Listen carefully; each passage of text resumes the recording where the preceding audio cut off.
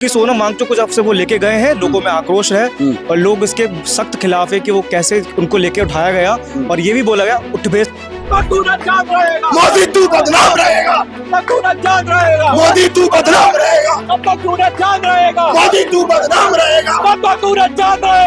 तू बदनाम रहेगा। इस वक्त मैं जंतर मंतर पर मौजूद हूँ और यहाँ पर जो स्टूडेंट्स इकट्ठा हो रहे हैं, अपनी आवाज़ उठा रहे हैं और अपनी मांगों को मानने के लिए जिस तरीके से स्टूडेंट्स यहाँ पर हैं, आप सबसे पहले हालात देखिएगा किस तरीके से ये स्टूडेंट्स नीचे सोने पर मजबूर हैं। और ये सब अगर किस लिए है, ये सब है सरकार की एक तरीके से तानाशाही की वजह से। सरकार इन लोगों से बात कर नहीं रही है, लगातार ये स्टूडेंट्स जो हैं वो सड़कों पर मौजूद हैं, लेकिन सरकार का कोई नुमाइंदा अभी तक इनके पास बातचीत करने के लिए नहीं आया। कुछ स्टूडेंट्स से मैं बातचीत करने की कोशिश करूँगा। सुबह सुबह का वक्त है, कैसा माहौल रहा, क्योंकि आज अल्टीमेटम भी है, आज स्टूडेंट्स जो है वो प्रोटेस्ट में अपना बाहर भी निकलेंगे यहाँ से, लेकिन सरकार ने बोल दिया, पुलिस की तरफ से आदेश आया कि आप बिना अनुमति के ना निकले। तमाम चीज़ें इस वक्त यहाँ पर चल रही हैं घटनाक्रम, क्योंकि आज से संसद का सत्र भी शुरू हो रहा है। तो इस हालात को देखते हुए क्या इनके मन में है? आपका नाम?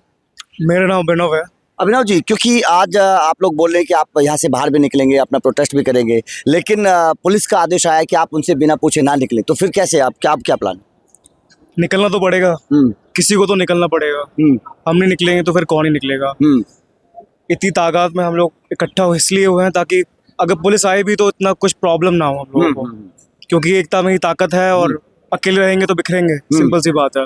और ये प्रोटेस्ट अब उस मौके तक, उस स्टेज तक पहुंच चुका है कि जहाँ पे इसको पॉपुलैरिटी ही मिल रही है, कोई इसको डिफेम नहीं करे। और हमारा प्रयास ही यही है कि ये डिफेम ना हो और लोगों से तक पहुंचे और लोग हमसे जुड़े और आए, अपना प्रदर्शन करें, हमारे साथ रहें और धर्मेंद्र प्रधान का रिजाइन होगा और हम ही लेंगे। अच्छा, जिस तरीके से स्टूडेंट्स सड़कों पर आने के लिए मजबूर हैं, देश का छात्र सड़कों पर, देश का भविष्य सड़कों पर है, क्या आपको लगता है कि वास्तव में फेलियर है? फेलियर दिखता नहीं है। फेलियर आज के जमाने में दिखता नहीं है। दिखा भी दो तब भी दिख जाता। तो अभी तक कुछ तो धर्मेंद्र प्रधान जी बोलते, ट्वीट करते, मोदी जी कुछ तो करते। हजारों जगहों चले गए, वो ज़ुरिख चले गए, बाहर चले गए, लेकिन जो इंडिया में हो रहा है वो क्यों नहीं दिख रहा? न्यूज चैनल भी नहीं, बहुत कम मीडिया अब आनी शुरू हुई है 20वें दिन पे। 20 दिन से पहले कुछ नहीं था कवरेज। इंडिपेंडेंट मीडिया हाउसेज आ रहे थे, वो कवर कर रहे थे, इसके अलावा कोई कवरेज नहीं था। बट नाउ अब वो स्टेज पे पहुंच चुके हैं कि जहाँ पे वो भी देख के इनकार नहीं कर सकते, क्योंकि सोनम वांगचुक को जब से वो लेके गए हैं, लोगों में आक्रोश है और लोग इसके सख्त खिलाफ है कि वो कैसे उनको लेके उठाया गया और ये भी बोला गया उठ बे साले। इवन लोग बताया हम लोगों को कि उनको ऐसा ही बोला गया कि उठ बे साले। चादरों की कोई जरूरत ही नहीं ना, अगर आप सही इंटेंशन से आते हैं तो कोई जरूरत नहीं थी। और फेलियर है इसलिए हम लोग यहाँ पे हैं, हमारे लिए नहीं, हमारे आगे वाली जनरेशन के लिए फेलियर है ये। अगर हम नहीं करेंगे तो कौन करेगा सर? बिल्कुल, बहुत बढ़िया बात आपने बोली। आपका नाम? प्रिंस यादव। प्रिंस, आप कैसे देख रहे हैं इस पूरे आंदोलन? ये फेलियर है, सरकार का फेलियर है, तभी तो स्टूडेंट अपनी आवाज उठाने यहाँ पर आया है। ये तो स्टूडेंट का क्या है?